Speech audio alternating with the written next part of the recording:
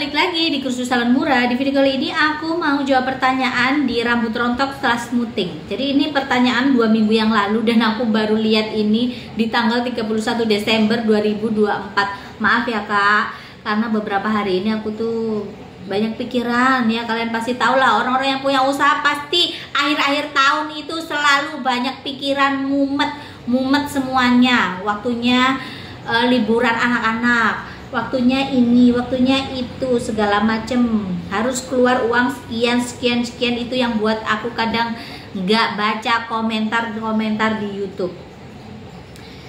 Jadi dari Asila Tahil, Bun, saya lagi mengalami rambut botak akibat kelamaan pemakaian obat dan kebanyakan. Gimana solusi biar nggak rontok lagi, Bun?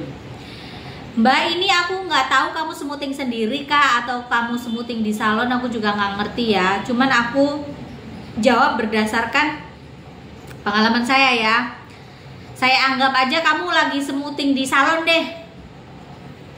Kalau kamu smoothing di salon, kalau kamu merasa kelamaannya yang seperti apa dulu? Karena gini loh ya, setiap merek ini cara kerjanya beda-beda, pendiamannya beda-beda.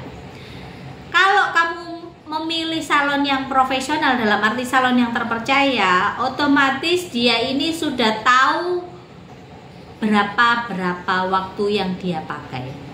Tapi kalau kamu sendiri bisa menyimpulkan ini kelamaannya seberapa, apakah lebih dari 1 jam, 2 jam, 3 jam itu lama, atau pas 1 jam. Nah, sekarang aku jabarin satu persatu. Kalau saya itu menggunakan teknik waktu, dimana per 30 menit. Tapi ada beberapa salon itu yang tidak seperti itu kak. Ada yang seperti ini, setelah dia oles dia nunggu langsung 1 jam, habis itu dikeramasin ya. Tapi 1 jamnya ini kalau orang ngomong lama itu aku juga agak sedikit sanksi, dimana mungkin ya ini hanya sekedar praduga aja. Mungkin dia ngolesnya juga lambat. Mungkin dia yang ngerjain ini ya, ngolesnya lambat, akhirnya kamu menghitung waktunya, mungkin dia ngolesnya setengah jam atau bahkan lebih daripada itu. Terus didiemin lagi 1 jam, jadilah 1,5 jam. Itu kategori termasuk lama, memang betul, karena pengolesannya juga kita hitung. Kalau aku seperti itu, makanya ketika aku ngajarin anak-anak kursus itu selalu yang pertama aku kasih tahu dan selalu aku omelin adalah waktu. Usahakan ngoles 10 menit, usahakan ngoles hanya waktu 15 menit harus selesai. Karena apa? Pengolesan yang terlalu lama itu juga berpengaruh dengan hasilnya. Oke? Pengolesan terlalu lama itu berpengaruh dengan hasil akhirnya. Tapi kalau kamu ngolesnya ini cepet banget, misalkan 10 menit, 15 menit selesai ngolesnya, terus masa downtime-nya itu sekitar 30 menit, anggaplah seperti itu dikatakan waktu yang standar dan pas. Tapi kalau kamu ngolesnya sudah lama atau salon yang ngolesnya lama, yaitu otomatis kelamaan ya, itu berpengaruhnya di hasil akhirnya. Seperti apa kak ngaruhnya? 1, rontok. Yang kedua, kusut di sisir di tengah sudah macet ya, ini pengaruhnya itu di situ. Next, ke depannya rambutnya itu kalau misalkan dia ini posisi keringetan sedikit aja, itu sudah lengket-lengket dengan rambut yang lainnya. Lengket dalam arti bukan berarti menggumpal ya, hanya sekedar lengket. Gimana sih, apa ya bahasanya ya, apa ya, kalau misalkan kayak muka itu kumus-kumus, tapi kalau rambut tuh kayak kumel gitulah ya, kayak orang nggak keramas seminggu gitu, hampir sama seperti itu jatuhnya, itu nanti seperti itu. Makanya solusinya sebenarnya di SDM-nya yang mengerjakan, harusnya ngolesnya agak cepet dong, supaya apa? Supaya hasilnya juga lebih maksimal. Terus lagi, ketika sudah kejadian yang seperti itu, gimana caranya supaya nggak rontok? Karena rambutku ini rontok karena kelamaan pendiaman obat smoothingnya. Kalau rontok itu karena sudah terjadi, mau tidak mau harus mengurangi kependekan rambut. Dikurangi, dipendekin sedikit. per 1 bulan dipendekin sedikit-sedikit. Terus lagi kamu harus ekstra perawatannya. Kalau bisa 1 minggu sekali hair mask ya. Terus lagi pemakaian hair tonic, vitamin, conditionernya jangan lupa. Terus lagi conditioner itu hanya di batang rambut ya, jangan di pangkal kepala atau di kulit kepala, karena yang membutuhkan treatmentnya itu adalah batang-batang rambut supaya lebih mudah untuk disisir. Terus yang kedua, hindari keramas-keramas yang diusuk-usuk gini.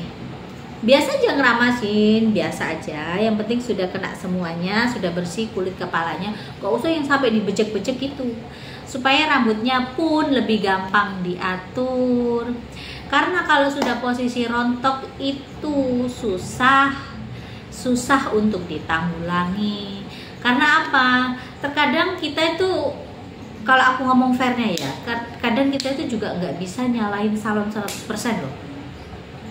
Karena kadang orang datang ke salon, rambutnya itu memang sudah rusak, rambutnya ini memang sudah nggak pernah dirawat. Bagi mereka dirawat itu adalah dismoothing, itu salah, itu treatment. Bukan treatment ya, itu apa namanya, proses pelurusan ya, bukan treatment. Treatment itu diperbaiki ya. Karena rata-rata customer yang datang ke salon rambutnya rusak, itu dia mau memperbaikinya dengan cara smoothing. Katanya kalau di smoothing biar lebih gampang diatur. Gampang diatur kalau rambutmu ini keriting. Tapi kalau rambut kamu ini memang dasarnya sudah kusut, sudah tidak pernah dirawat, ya harusnya itu diimbangi dengan perawatan, contohnya hair mask. Supaya apa? Supaya ketika kamu melakukan proses smoothing itu kamu tidak selalu menyalahkan salon. Salonnya nggak bagus, rambutku jadi rontok, rambutku jadi kusut. Padahal sebenarnya rambutnya dia sendiri bawaannya sudah nggak beres. Karena kedoktrin di pikirannya ini, kalau smoothing itu rambutnya bakalan halus, berkilau seperti iklan sampo. Padahal kan nggak seperti itu sayang ya.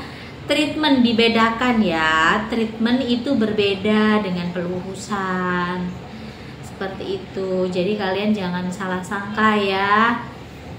Bentar. Pindah set guys, soalnya udah balik ke salon aku. Jadi kita ngomongin lagi ya yang tadi ya.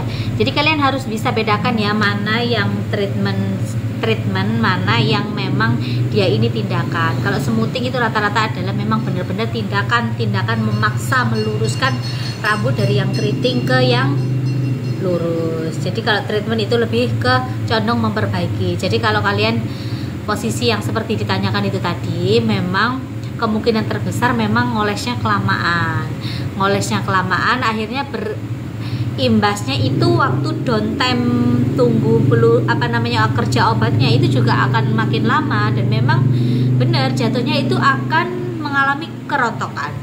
Solusinya seperti apa kak? Seperti yang aku bilang, harus dipangkas sedikit-sedikit, perawatannya yang ekstra, setiap minggu paling tidak itu harus hair mask.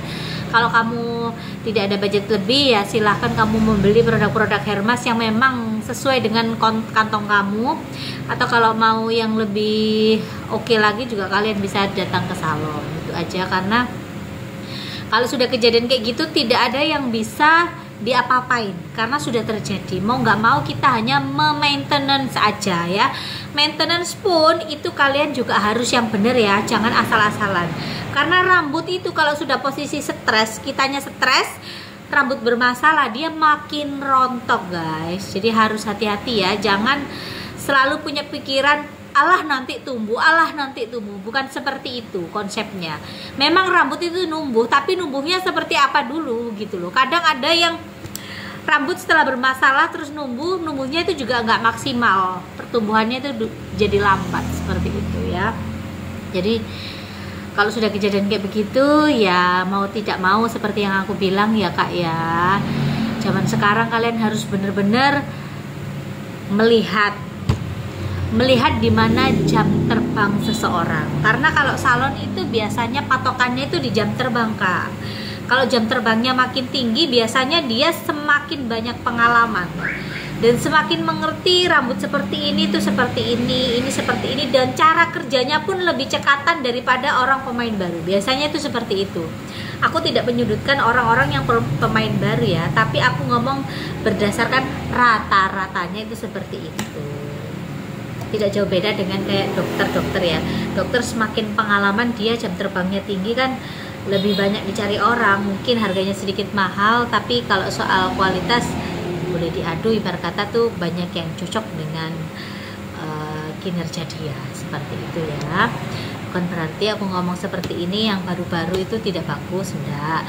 Tapi kadang pemain baru-baru juga harus ini dulu ya, maksudnya harus dikaji dulu. Kadang merasa saya dapat ilmunya di tahun ini, di tahun yang modern ini dengan cara kerja yang seperti ini, tapi terkadang ada beberapa rambut yang tidak cocok dengan cara kerja seperti itu ya. Hanya sekedar treatment biasa aja itu sebenarnya sudah cukup ya, tapi terkadang orang yang ada berkata tuh meleteknya di tahun yang baru ini dengan berbagai jenis macam produk-produk yang macam-macam ya, itu kadang kekeh sama pendiriannya. Terkadang itu miscommunicationnya itu di situ. Kadang banyak sekali orang menjelekkan salon lama dengan salon yang baru karena berpikir salon yang baru ini mempunyai inovasi-inovasi yang lebih, sedangkan orang salon yang lama ini dikatakan yang kuno lah segala macam. Padahal sebenarnya bukan di situnya. Kalau produk itu memang ada pembaruan. Ini kalau menurut sudut pandang saya ya. Produk itu memang ada pembaruan di mana entah itu ada bahan aktif yang ini, oh bahan aktif ini jauh lebih baik daripada ini, oh ini jauh lebih baik daripada ini, pembaruan. Tapi kalau sebuah etika terkadang itu masih banyak didominasi sama orang-orang yang lama. Dalam artian gini, rambutnya ini sudah mungkin tidak mumpuni untuk dikerjakan pelurusan.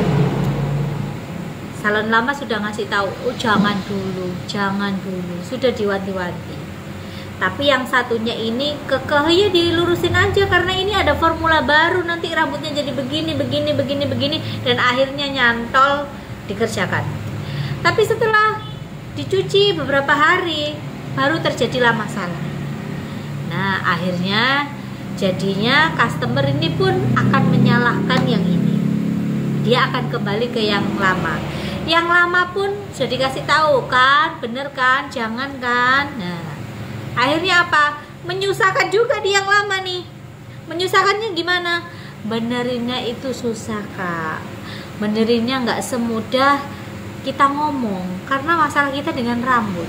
Apalagi kalau sudah ketemu dengan orang yang memang dia secara pekerjaannya itu membutuhkan penampilan yang oke, sedangkan rambut dia bermasalah, dan itu kan nggak bisa instan ya. Kita boleh mengikuti tren, boleh mengikuti era, di mana era obat-obatan ini yang hype sekarang seperti apa, tapi kita juga harus melihat kondisi customer kita. Jangan melulu perkara uang, kita itu dibutakan semuanya. Kerja ya kerja, cari keuntungan ya cari keuntungan, tapi kembali lagi kita juga harus memikirkan perasaannya orang lain. Kembalikan segala sesuatu itu ke kita ya. Kalau aku lebih seperti itu. Aku memang kalau misalkan aku merasa harganya nggak sesuai, aku nggak mau. Sekiranya aku nggak bisa ngerjain, dalam arti nanti hasilnya pasti nggak maksimal, aku kasih tahu di depan. Aku nggak mau cuma-cuma nerima uang, nanti akhirnya dia kecewa dengan aku.